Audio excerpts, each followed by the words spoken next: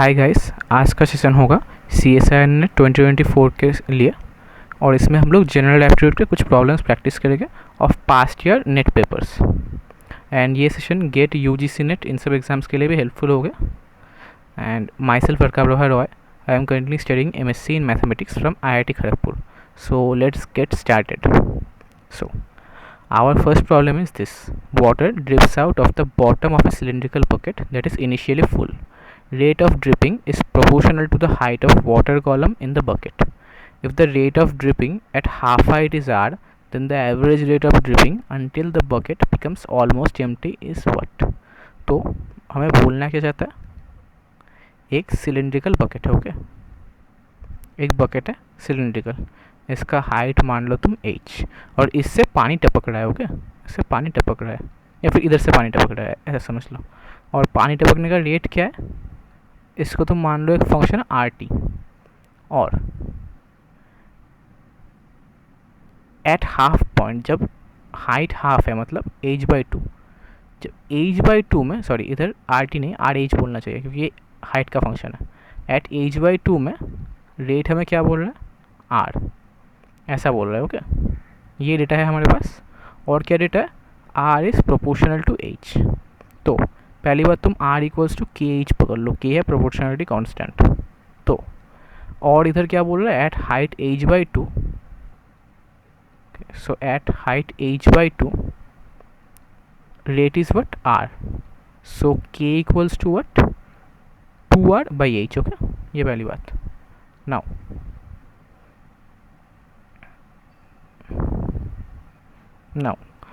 Average rate निकालने बोल रहा है हमें। एवरेज रेट कैसे निकलता है, ऑन ए टाइम इंटरवल या फिर ऑन ए, इधर तो हाइट है तो हाइट के ऊपर काम होगा,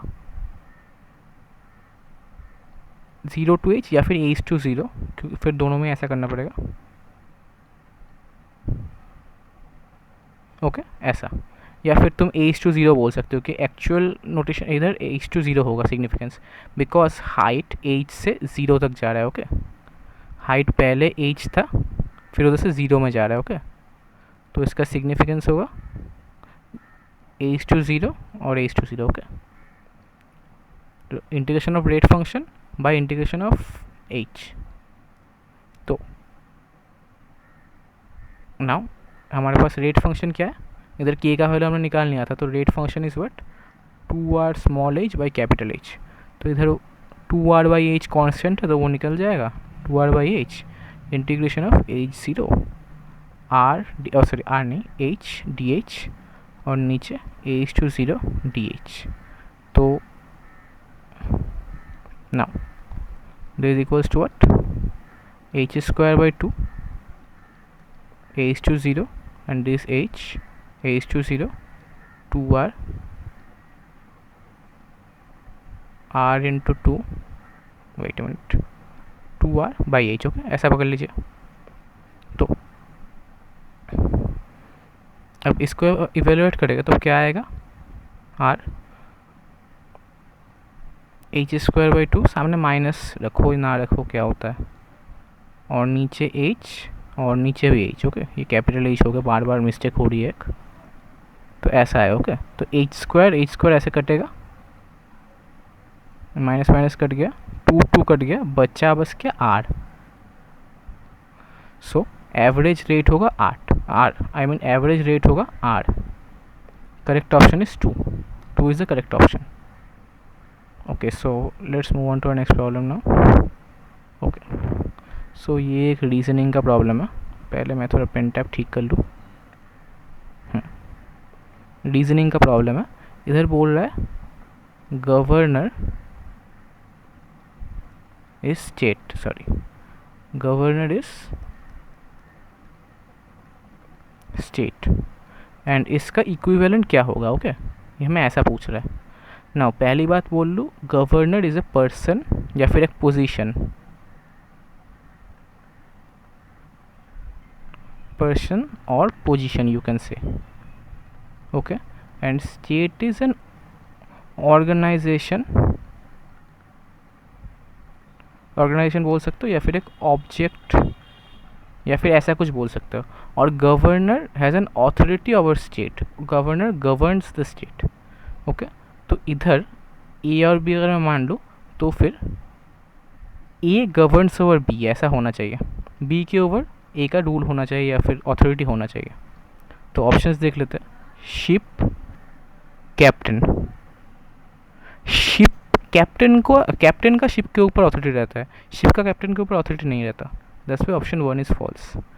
2 इज़ व्हाट, एडमिरल नेवी, ये करेक्ट है, एडमिरल का नेवी के ऊपर कंट्रोल रहता है, so 2 is correct. 3 is what, jail prisoner, although jail का प्रिजनर के ऊपर कंट्रोल रहता है लेकिन jail is not a person और position, jail is a place, उसमें प्रिजनर्स बंद ही रहते हैं, तो 3 is also wrong. And 4th is student over teacher, no, teachers have authority over student, not vice versa, so 4 is also false, इसलिए 4 is also false, इसलिए option 2 is the only correct option. Now let's move on to the next problem. Now person X purchases a house at price P and sells it to Y at a profit of 10%. Y sells it back to X incurring a loss of 10%. As a result कुछ दिया हुआ है, तो पहले हम लोग आसान करने के लिए P को ना 100 मान लेते हैं। तो मान लो P इनिशियली 100 है, मतलब उसने 100 रुपये में एक घर खरीदा है, ओके, X ने, और उसने Y को कितना में बेचा, 10% के प्रॉफिट में, मतलब X ने Y को कितना में बेचा, 100 इंटू 110 अपॉन 100, मतलब 110 रुपये में वाई ने ये घर खरीदा है, ओके। वाई का बाइंग प्राइस ये है और वाई 10% के लॉस में फिर से एक्स को बेच देता है, ओके। तो इसका 10% कितना होगा, फिर से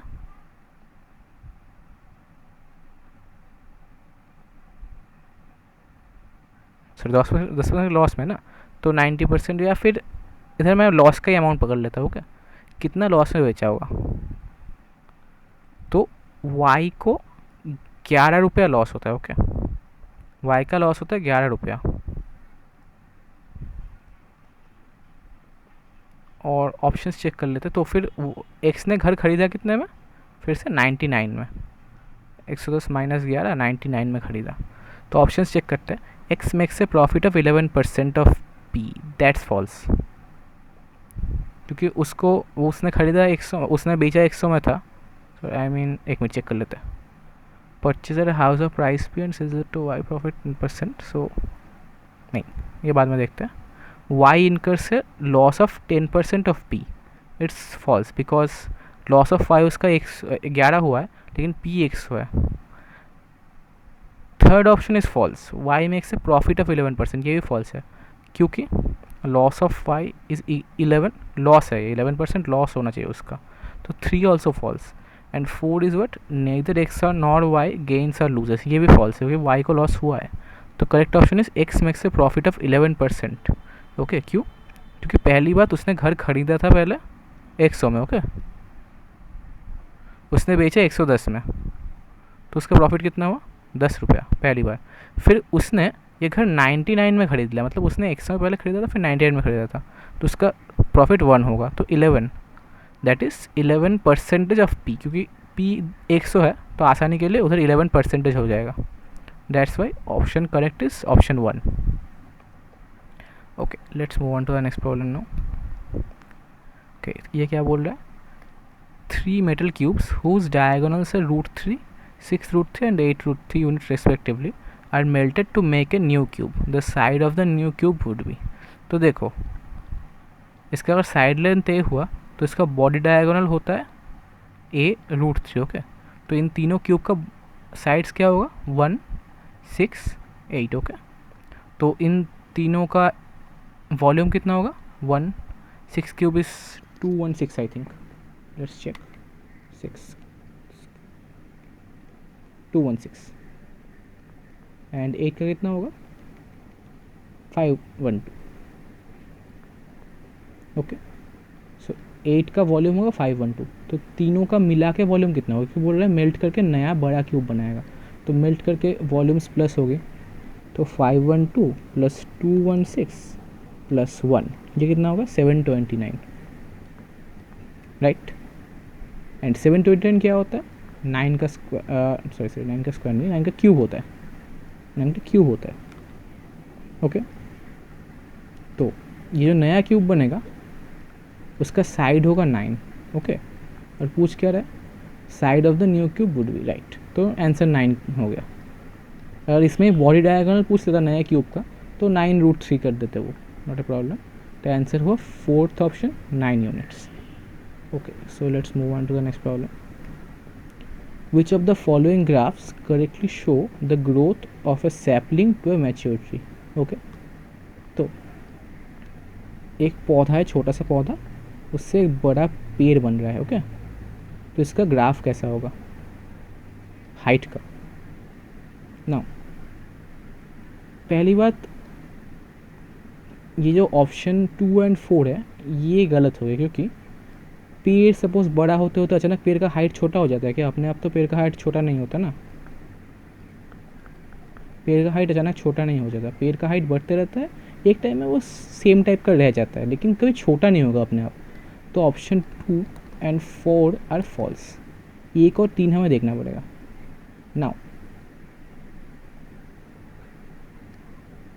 नाउ व्हाट? अब आप देखिए, इधर ना बोला था sapling, growth of sapling to a mature tree. ना, सैपलिंग का मतलब होता है वो एक छोटा सा पौधा होता है, मतलब उसका थोड़ा भी हो तो हाइट होता है।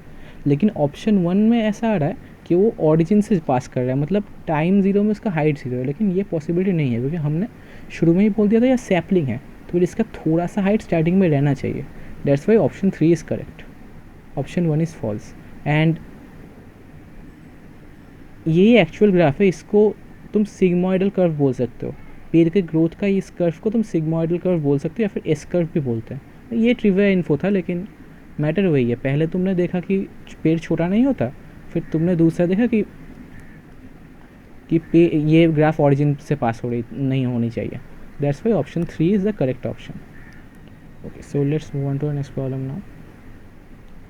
The following are the 3 positions of a die with number 1 to 6 written on its faces. Then the number 6 appears on the face opposite that of. Okay, तो देखते हैं। तो ये 5 है, ये 1 है, ये 2 है। हमें क्या बोल रहे हैं, 6 के ऑपोजिट में क्या होगा, ओके। अब दूसरे में ही क्या बोल रहे हैं हमें, 5 2 4, ओके। तो हमें क्या पता चल रहा है, इसको ना ऐसे रोटेट कर दिया, इसको अगर ऐसे रोटेट कर दिया तो फिर ये वाला आए, ओके। तो 2 ऐसे चला गया, 4 ऐसा आ गया, ओके। तो हम बोल सकते हैं ऐसा कि उस साइड में अभी 1 है, ओके। नाउ थर्ड में क्या किया, 3 दिखा रहा है, ओके। तो 2 1 3 ऐसा आ रहा है, ओके। नाउ इसका मतलब क्या है, इसको तुम अगर ऐसे घुमा दो ना तो फिर जो आएगा 5 पीछे चला जाएगा, ओके। 5 पीछे चला जाएगा, ओके। पीछे वाला 5 होगा।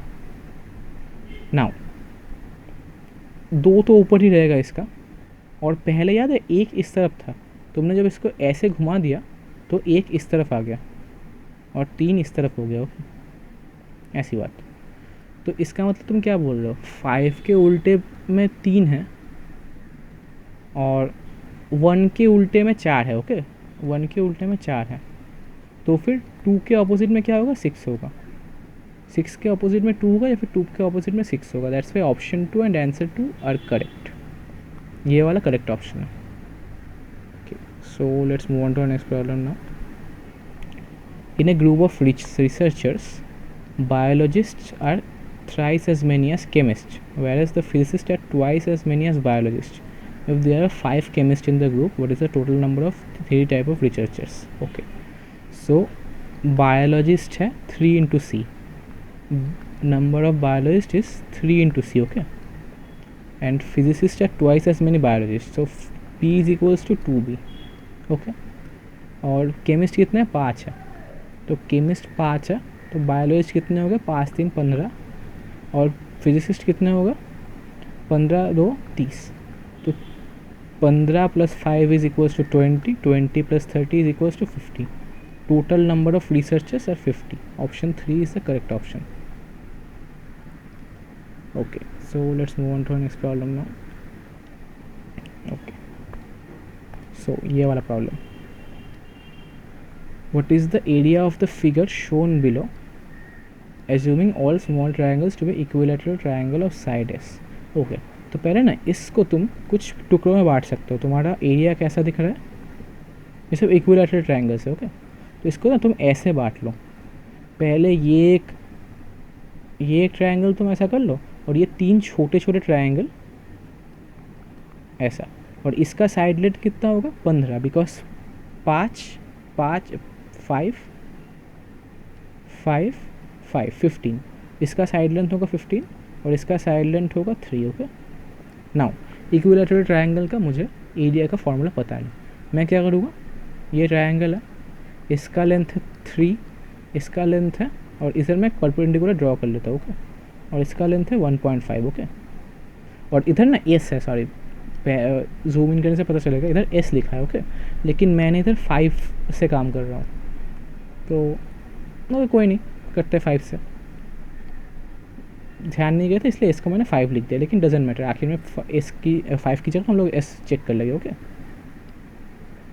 तो इधर 3 है, इधर 1.5। ओके, तो इसका एरिया कितना होगा, इस हाफ पार्ट का एरिया कितना होगा, इसका एरिया होगा हाफ इंटू 3 इंटू 1.5। ओके, और 3 नहीं, एक मिनट, थोड़ा कन्फ्यूजन हो रहा है, इधर 5 होगा, इधर 5 होगा, फिर 2.5 होगा। Okay, so sorry about that, 5 into 2.5। Okay, ऐसा आएगा। सो ये आएगा 2.5 का स्क्वायर, ऐसा आ रहा है। या फिर इसको तुम अभी कर लो, s/2 का स्क्वायर कर लो, कन्फ्यूजन की जगह ही नहीं। और इसका लेंथ कितना होगा, इसका लेंथ होगा 3s, और हाँ, इसको इंटू 2 भी करना है, इसको इंटू 2 कर लिया, इसको इंटू 2 कर लिया, तो ऐसा आएगा। ओके, इस एक ट्रायंगल का एरिया इतना होगा, 2 इंटू s/2 होल स्क्वायर, या फिर s²/2। एक छोटे ट्रायंगल का एरिया ये आएगा। तो ऐसे 3 है हमारे पास, तो हमारे पास क्या होगा, 3s²/2, उन तीनों छोटे ट्रायंगल का एरिया है। अब इस बड़े ट्रायंगल के लिए क्या होगा, ये है तुम्हारे पास 3 इंटू एस, राइट, और ये आएगा कितना 3/2 इंटू एस। ओके, तो इसका एरिया कितना आएगा, हाफ इंटू, या फिर हाफ को काट ही देता है क्योंकि आखिर में तो पूरे का ही निकालना पड़ेगा, तो पूरे का ही निकाल लेते हैं। 3/2s into 3s। ओके, ऐसा आएगा टोटल का, और या ठीक ही है, या तो 9/2s², राइट। तो इन दोनों को प्लस करेंगे हम लोग, कितना आएगा 12/2s², लेकिन कट करोगे तो हाँ ठीक है 6s²। Correct option is what, 6s²। Option 2 is correct, it's 6s²। तो हमने क्या किया, हमने पहले ना इस ट्रायंगल, इस को पॉलीगॉन, या फिर तुम इसे जा भी बोलो, इसको हमने 3 ऐसे में बांट लिया। ओके, 3 पार्ट में, और ये एक पार्ट है, और ये तीनों ही इक्विलैटरल ट्रायंगल है। ओके, और ये भी इक्विलैटरल ट्रायंगल है, इनका साइड लेंथ s है, इसका साइड लेंथ 3s है। ओके, तो इनका इंडिविजुअल एरिया निकाल के हम लोगों ने बस प्लस कर दिया, कुछ नहीं। So let's move on to the next problem now. The product of the 10 numbers 10, 11, 12, 19, 20, 23, 25, 33, 35 and 50 is divisible by 10x। What is the largest possible value of x। Okay, तो इनका जो प्रोडक्ट है, सपोज इनका product करोगे वो p आएगा, तो फिर 10x p को डिवाइड करता है, तो फिर x का लार्जेस्ट वैल्यू कितना होगा। तो पहले तुम इधर 10 वाले वैल्यूज़ को ना इकट्ठा करो, कितना है 10, 20, 50। ओके, तो 10 क्यूब, तो पहली बात x तो 3 से ज़्यादा ही होगा। ओके, ये बात। और सेकेंड बात क्या है, इधर ना कुछ 2s है, कुछ 5s है, क्योंकि 10 इज़ व्हाट 2 इंटू 5, तो फिर उन 2 इंटू 5 को भी इकट्ठा करोगे तो फिर भी वो हमें वैल्यू दे देंगे। तो 12 में कितने 2 है, 2 है, 12 इज़ 2²। ओके, और 20 में भी कितना है, 1 2 है, तो फिर 2 क्यूब, इधर 2 क्यूब हमें मिल रहा है। नाउ 25 में कितने 5 है, 2 5s, 5², और 35 में और एक 5 है, तो 5 क्यूब, और 50 में और एक 5 है, दैट्स इट। लेकिन हमारे पास कोई 2 और बचे नहीं। 12 में 2 2 थे, 20 में 1 2 थे, 3 2, और कोई 2 इंडिविजुअली बचा नहीं, तो बस यही हमारे पास बचा है. So 2 cube into 5 cube 10 cube. सो और इनिशियली वो 10 क्यूब था, तो फिर मिला के क्या हो रहा है, x इज इक्वल्स टू 6. ये आंसर आएगा हमारे पास. Okay, option 3 6. Okay, so let's move on to next problem now. Oh, so there is no next problem. एक प्रॉब्लम था, this one you can check out. Actually ये mathematics के shift का paper था, तो ये थोड़ा मैथमेटिक्स ओरिएंटेड प्रॉब्लम है, लेकिन I think you can check this out. थोड़ा कंसेप्ट बेस्ड है. A unicellular organism reproduces by cell division. When two of the organisms come together, they tend to destroy each other. If n is the number of cells, which of the following equation best represents the rate of change of population? Okay, तो dn by dt है rate. Okay, now पहले बोल रहा है ये organism cell division से reproduce करता है, मतलब एक सेल है सपोज, उससे ये ऐसे सपोज 5 सेल या फिर 3 सेल 4 सेल में डिवाइड हो गए. ओके, ऐसे बोलते हैं. सिचुएशन अगर ऐसी है तो पहली बात, इसका रेट लीनियर होगा, इंक्रीजिंग होगा, तो अल्फा एन पार्ट इसलिए है. ओके, और ये पॉजिटिव होगा. लेकिन क्या बोल रहा है, दोनों जब एक दूसरे के सामने आ जाए तो फिर फाइट हो जाती है, तब डिक्रीशन होता है. ओके, तो फिर जब भी मल्टीपल सेल्स एक साथ में आएंगे तभी डिक्रीज होगा. दैट्स वाई वो बीटा इंटू एन स्क्वायर उसलिए इम्प्लाई कर रहा है. Right, that's why option 1 is the correct option, alpha n minus beta n square. I think is ये थोड़ा देखना पड़ेगा, लेकिन I think it is the correct option. Okay, alright, so that's it for today's session. अगले session में और कुछ problems हम लोग लेके आएंगे. And thanks for watching our video. और आपको अगर वीडियो पसंद आए तो फिर लाइक कीजिएगा, शेयर कीजिएगा एंड सब्सक्राइब कीजिएगा. फर्दर मोर नेट के लिए और भी बहुत सारे वीडियोस मैं निकालने वाला हूँ. तो थैंक यू, बाय.